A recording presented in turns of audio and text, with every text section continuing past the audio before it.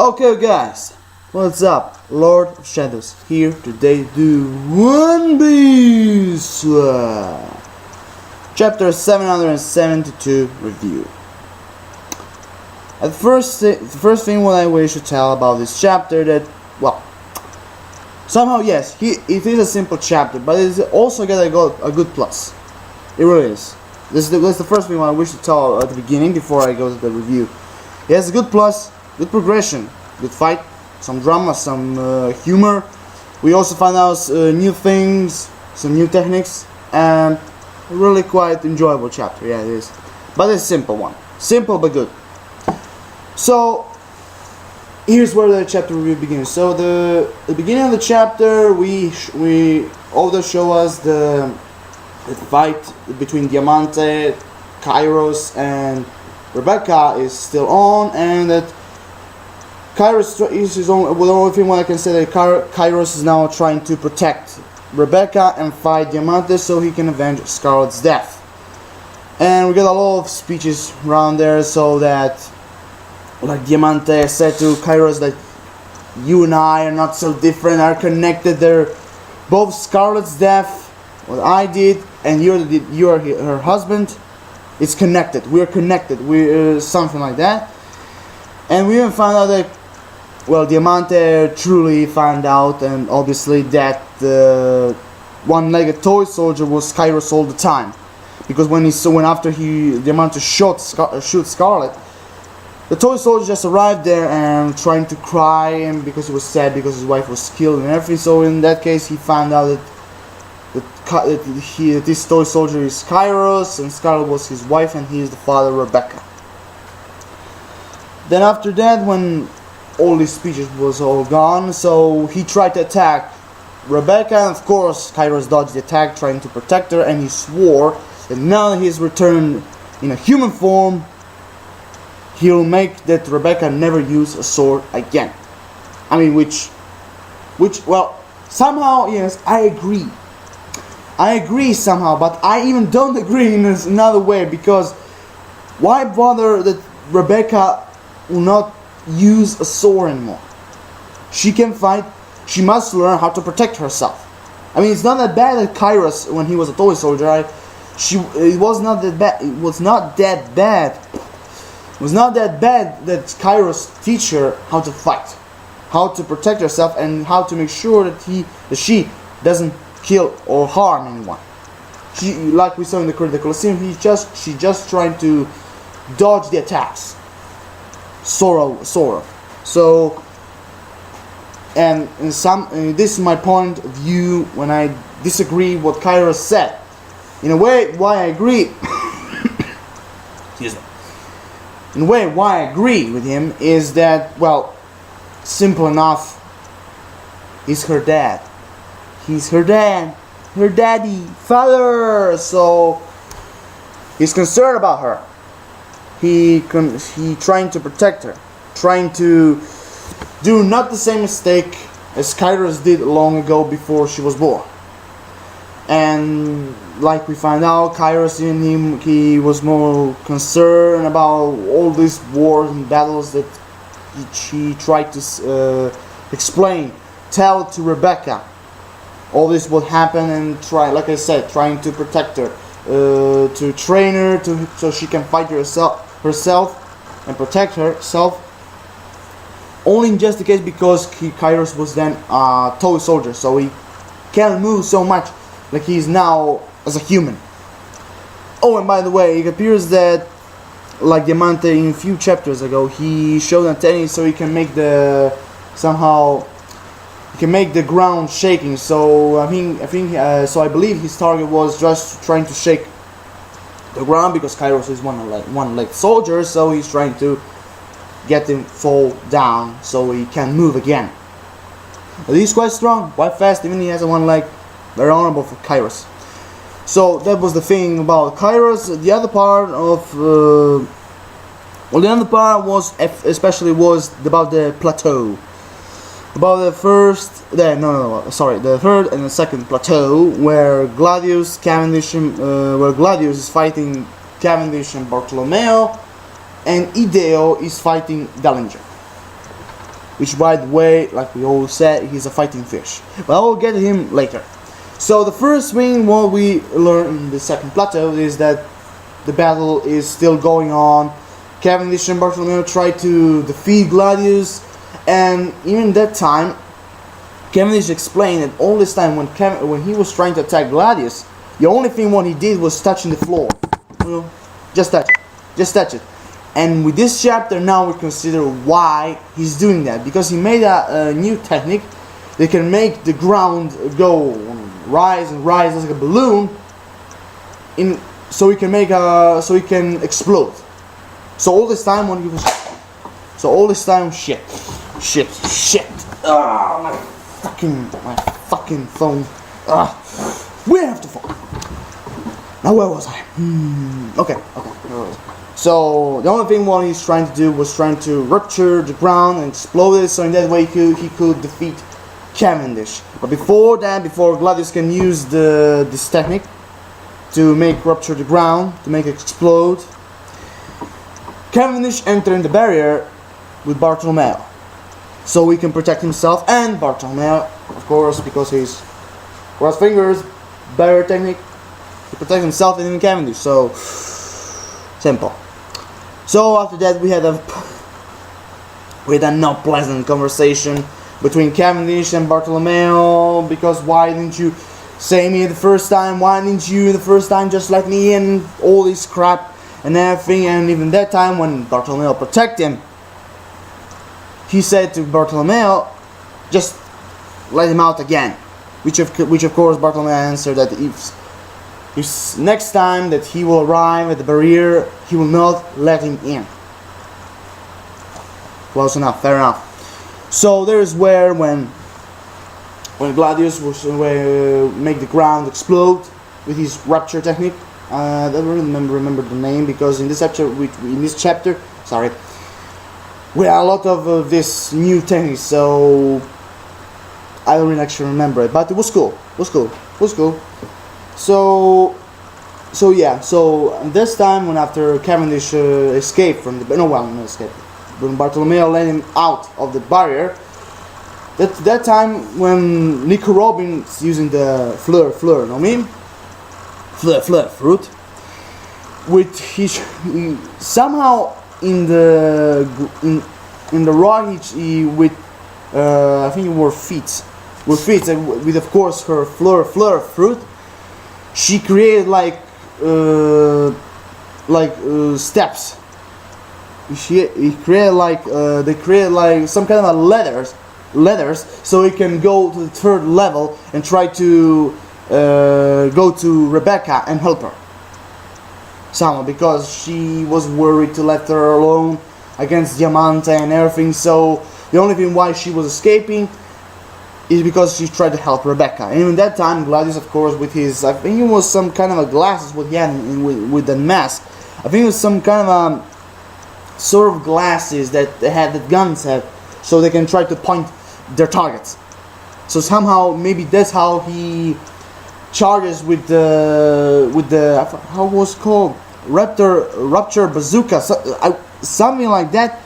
No, what the hell? He just tried to hit Nico Robin to defeat her, and even that time he even said the whole compliment. She's very smart, just to try to run away until Cavendish and Bartolomeo try to buy her time, so he can up and away in the third floor trying to escape.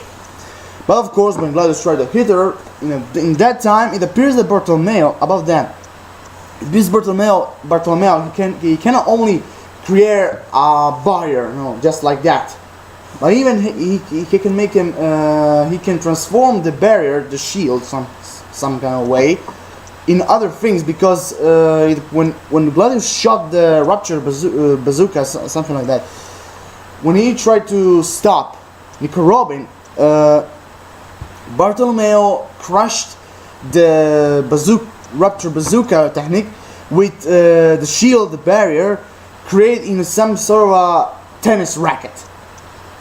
Because of course, because it even was called barrier racket. Yeah, right away he made it on a sort of way like a tennis racket, so in that way he can protect Nico Robin. which is really fascinating. The first time when I thought, yeah, you know, body know me, I thought, yeah, it's just a barrier technique so everyone can protect himself. But even now, when I see those techniques in these chapters, it's really interesting. Bartolomeo's Delphi is really interesting, really is. So when he protected her and everything, in the same way, when he was surprised to see Luffy in the Corrida Colosseum, he was all shocked, embarrassed, don't know in what way he will go there, shake his hand, what happened, whatever. Here goes the same shit what happened in the Corrida Colosseum with Nico Robin. Because when he helped her, when he tried to protect her with the barrier racket, she just winning him like, you were the great, thank you for saving me. And there's when all the shit happened. We have another shitty, crazy face of Bartolomeo and telling, oh, I'm not worth it, oh, she winged me, oh, one honor, blah, blah, blah, all this sort of crap. So, somehow he's surprised again. In that time when Gladius see that Bartolomeo protect her, here goes Cavendish. Try with his sword, stabbing, defeating, crushing. Because after all, he had unpaid debt with him because what he did to his horse. Because Gladius, thanks to the rupture, he defeated and crushed, no, not crushed, just defeated, knocked out his horse. I really don't know his name, I really don't remember it. So somehow, kind of way, he tried somehow, even try to protect the straw hat, Nick Robin. In that time, he even tried, I think, was to avenge his horse. Some sort of way. So here goes, and when he tried to stab him, there goes Gladius like that, just pushing, higher. His rupture arms trying to defeat him and crush him, and there is where very strange, but we can see very powerful barrier technique of Bartolomeo. It was called barrier bulls. I mean, in a sort of way, it's a shield. It's a barrier that goes attacking all his opponents, push them right away like some crazy ball in a corrida in Mexico. Because that's why we call it barrier bulls. They're just trying to attack. Like barrier is trying to attack all his opponents, just pushing them around, destroying them, crush them. In the same way, exactly this. In the same way, it's almost exactly like the real bulls trying to pursue the toreros with their horns. Somehow this Danny is some kind of attack unit. This is what we call barrier bulls. And it appears that at the top of this barrier, when Bartolomeo tried to attack Gladius, some kind of because in that way when you see his speech, some kind of way it was like a sacrifice. Because for all this hard respect that he had for the Straw Hats. So there was some kind of way. So we tried to stop Gladius, and like I said, at the top of the barrier, it was his head. Like when he's told the barrier tending the barrier bulls, it appears like along with the barrier, some sort of reflection of Bartolomeo, his head appeared up between the barrier. So really some really interesting technique. Running on attacks and crushed technique really is barrier bulls. What other will think next? Nice.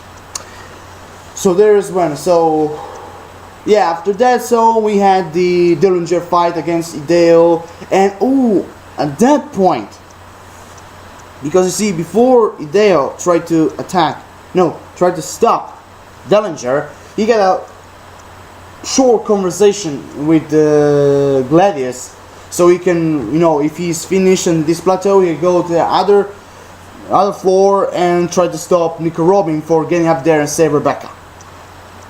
But by the way, of course, Ideo stopped him, and it appears that Ideo is a member of the Long Arm tribe, because his hand just was, his hand was just like Luffy's one, made of rubber, because when, of course, everyone saw his real arms, and It really was surprised because it appears that his arm can stretch. I mean, stretch. You know, getting bigger, getting longer. Because in that way, he stopped Dellinger, so he can move. So he can move away. Because they are like in the other chapter when he hit him, he told me you can never get your eyes away from your opponent because that's what make you weak and vulnerable. So.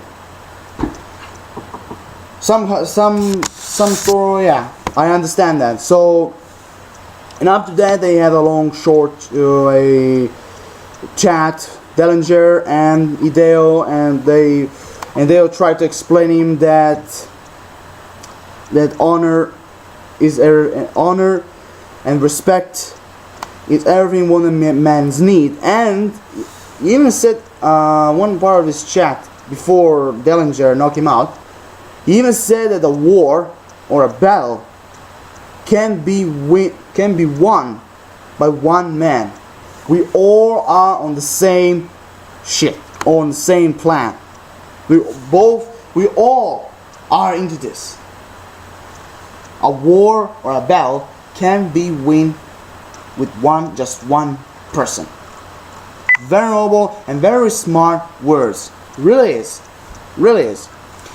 So yeah, and after that part, here come. Now I understand that Dellinger is really complete fishman. I mean, his teeth. I mean, when the first time we saw him, he had normal human teeth. But after that, when he tried to bite him, Hideo, his teeth, they just changed into sharp teeth, like the ones that the fighting fish have. And the same technique. Arlong did in the Arlong Park arc. In the Orange Town, in the Arlong Park. Exactly the same shit what Arlong did in the beginning arcs of One Piece. So it appears like when we saw in Dellinger, it appears like all other fishmen, if their teeth are broken or disfigured or crushed, they can always change their teeth with another pair, because that's what the fishermen are gifted with. They can change teeth whatever they like. They can take them away or they can be crushed, but no matter. Every time they were in a second, they will grow new ones, like Hody Jones did, like Arlong did, like Dellinger did. Now, but it appears that Dellinger can change, can transform his teeth into shark ones and human ones, because when we saw Hody Jones and Arlong, the only thing what they did was just reboot, or the new teeth can rise again. It was very impressive, it really was. I mean, after all this, I mean, it really was. I mean, just Dellinger changes teeth, showing the true nature of the fighting fish bloodline, and he bites Hideo, he fall down, and there's when the big part. Hakuba strikes again, and this time he even spoke. It appears that with that Cavendish, this time, like he did in the Corridor Coliseum, he fall asleep.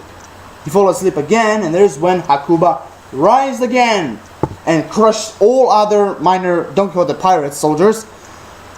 And when Dellinger was expressing, who knows who this powerful enemy is, and that Gladius was afraid of, when he tried to warn Dellinger there is another opponent that he can fight. And there's when, in a second, Hakuba appeared, cut off, defeat Dellinger in one hit. And after that, he just said, smile. He just said, just in one single word, smile. And this is where the chapter ends. I mean, what can I say? The other part of the personality of Cavendish, Hakuba, he really is strong. Fast. No one can see him when he's striking down an opponent. So away. Now I understand why the Marines are hunting him. What the fuck? If he's acting like that, nobody can see him what he did, because he did so, sorry. So because he drew the sword, he killed his opponent, he cut them off, he defeat them faster, like, okay, for example, like this, faster than his own shadow. I mean, there's some I don't know, but this reminds me of a Lucky Luke shit. I mean, Lucky Luke can shoot faster than his own shadow, and Pierce Hakuba can draw a sword faster than his own shadow. So, some sort of way, this Hakuba is like a ghost. He can cut his opponents, do whatever he wants, but nobody can see him, he was him. Because after Hakuba did his strike, Cavendish returned to normality, and he fell asleep. Really fascinating. So yeah, for now I'm done. The chapter was good overall. Like I said, good plus, good progression, good story, good Hakuba style, good moves. So it was very fascinating, even find out these new techniques, Dellinger's rising teeth, the rupture techniques, the barrier techniques. It's very all nice, very nice, very nice. So read the video, subscribe, comment, give me thoughts on this, give me some what you think about Dellinger's teeth. All these techniques that were mentioned in this chapter. Drop me a like, I really appreciate that. Peace everyone, have an awesome day.